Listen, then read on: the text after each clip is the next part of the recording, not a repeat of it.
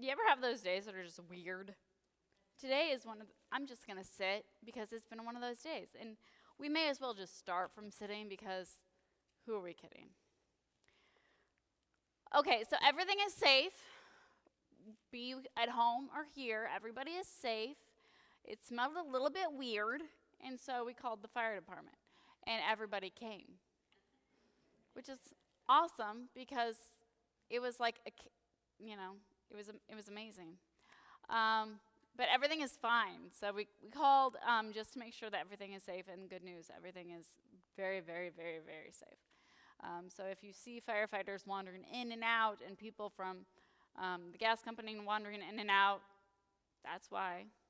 I don't recommend it as the best tool of evangelism.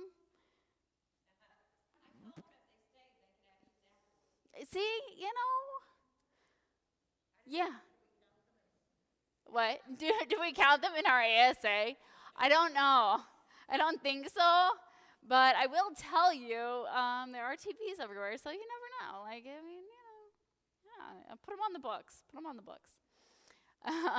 It's a low attendance Sunday anyway, so it's fine. Nobody in Missouri wants to come out when it's -9. Of course, you don't come out when it's 70 either, because that's golf weather, and you don't want to come out when it's really hot because it's hot. Look, Missouri, I just recommend not going anywhere ever.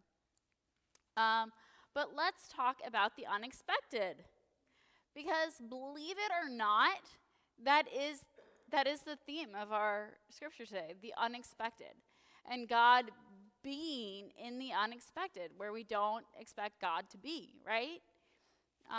If anyone else was like me, you got up and you're like, well, putting on my flannels is gonna be cold, but that's fine. Our car didn't start. Yeah, Ted, she's got a phone call from my husband being like, can you come and jump my car? Because my CRV is about the same age as my oldest child. It's the car that we bought because I had a two-door car, and my husband said, you can't have a baby in a two-door car. You can't do that. So I had a baby, and I had to get a new car. Lame. Anyway, so it's used to having a garage, but we don't have a garage right now because, that's not true. I do have a garage. I can't use said garage yet. So the CRV was like, I'm cold, I'm not starting. So that's how the day kind of started. But God shows up in mysterious ways. God shows up in mysterious ways, and God calls us in mysterious ways. I am not exactly the definition of who God should call as a priest. I don't know if you've noticed that or not. I feel like you should have by now. And God doesn't move the way that we expect God to move. And we are so busy trying to come up with an algorithm, just the right algorithm. Here are the rules for how God acts. This is what religion looks like. This is what faith looks like. This is how I should be a Christian. We want to have an algorithm. And God shows up anyway. And I love these stories because nobody expects God to call Samuel. Isn't that funny? Like, it happens how many times? And his teacher is like, no, you're fine. And then finally it's like, oh, yeah, God, that's God. And the same happens to Nathaniel in our gospel. I love this line. Can anything good come out of Nazareth? I mean, it's kind of what we say about, like, give me. Yeah, Indiana. We're like Arkansas. Like, I know. Like, I'm guaranteed to offend somebody in every single sermon. Today is your Sunday. But yeah, we all have those, like, ooh, like, I mean, God wouldn't call from that, right? And then God does. And we're like, oh.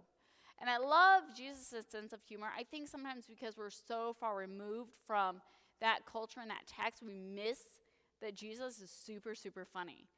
Jesus is actually really sarcastic, but you have to like really dive into scripture and study it before you pick up that Jesus is really sarcastic. And so he's like, so wait, the reason you believe that I'm the Son of God is because I told you that I saw you somewhere? Like, really, that's your thing? But I want us to think about finding God in the unexpected. Finding our call to ministry and what we are called to do in the unexpected. Because we want it to look a certain way, don't we? But what if it doesn't? Because I promise you it doesn't. I don't know what it will look like, but I guarantee that you're going to miss it the first couple calls. Because you'll be so distracted by this thing that you're doing that this will get missed. And guess what? God is over here in the this. But you're here. We're all focused on our own little minutia, right? When, in fact, God is in all that chaos and all that mess and all that excitement, all that wild, unexpected. And I want us to reflect on that a little bit.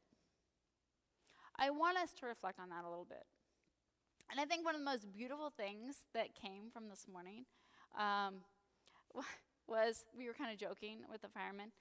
And Wesley was taking lots of pictures and documenting it because I don't know if you've met my oldest child, but everything warrants being documented.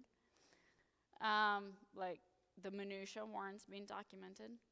And they're like, well, I mean, for a kid, we'll do interviews and stuff. So we have a prayer book with all of their signatures in it, right? Because obviously, things are meant to be documented, right? But what if? What if today, and on all of our crazy unexpected, God is moving? I promise you God is. You might not feel it because you're numb because it's so cold, but eventually we'll thaw and we'll see God. And if not, y'all who are home, drink an extra hot chocolate for me. I mean, put some rum in that. I discovered that rum and hot chocolate is like so good. I didn't know that I liked rum, but I like rum now. Because I felt like it was really wrong I know, okay. So I'm a scotch drinker. I don't know if anybody knows that about me. I know that comes as a shock. I like scotch, but scotch is kind of expensive. And I was like, I'm not mixing scotch and hot chocolate. I'm not doing that. That's a waste of $100 alcohol. But I had rum because I like to make rum balls at Christmas, and I was like, I'll just throw this in. Guys, I like rum now. I told you God